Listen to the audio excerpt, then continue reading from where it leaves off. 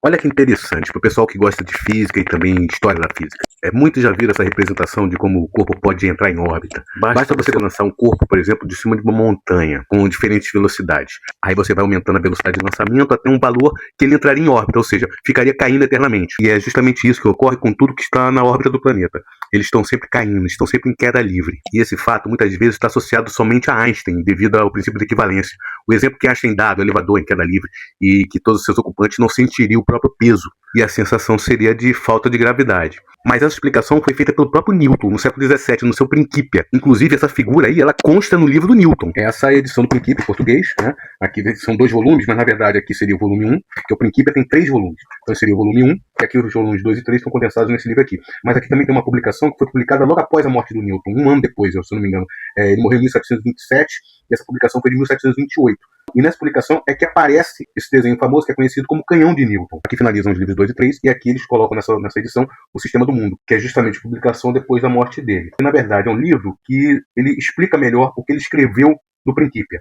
E aqui está justamente a figura. Você teria aqui os lançamentos de cima de uma montanha, e dependendo da velocidade, ele vai caindo na Terra, mas tem uma velocidade tal que ele começa a ficar em órbita. E isso ele fala no próprio livro. Isso que ele está falando é explicado no livro 1 do Principia, na proposição 1 que eu vou mostrar agora. Essa seção vem logo após as 3 leis de Newton. E o que ele chama de força inata, na verdade, a gente chama de inércia.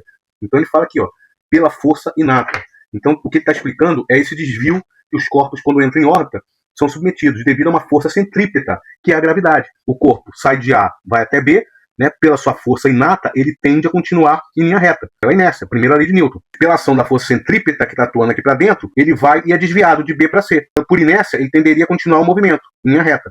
Ele chama de força inata. Mas pela força centrípeta, que é a força da gravidade, ele desvia de B para C e continuaria o mesmo pensamento. Por inércia, ele tenderia a continuar aqui essa linha reta, mas pela força centrípeta, ele é desviado. E no final, ele acaba fazendo uma curva, mantendo então a sua órbita devido a essa força centrípeta, que na verdade é a gravidade. E justamente no Sistema do Mundo, que foi publicado após a morte dele, que na verdade foram escritos dele, que ele fez mais ou menos em torno de 1680, próximo ali à primeira publicação do Principia. Aí ele põe um capítulo, a ação das forças centrípetas. E aqui ele é bem claro, ele dá essa ideia, essa imagem mental, que na verdade o desenho não foi dele, o desenho na verdade foi do editor que publicou isso daqui, mas baseado na imagem mental que o Newton faz. Quanto maior for a velocidade com que o pó é projetado, mais longe irá antes de cair na Terra.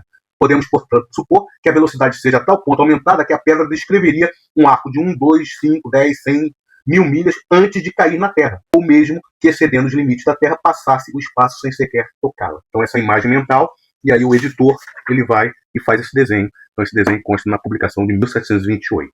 Só um pouquinho de história para quem gosta. É isso.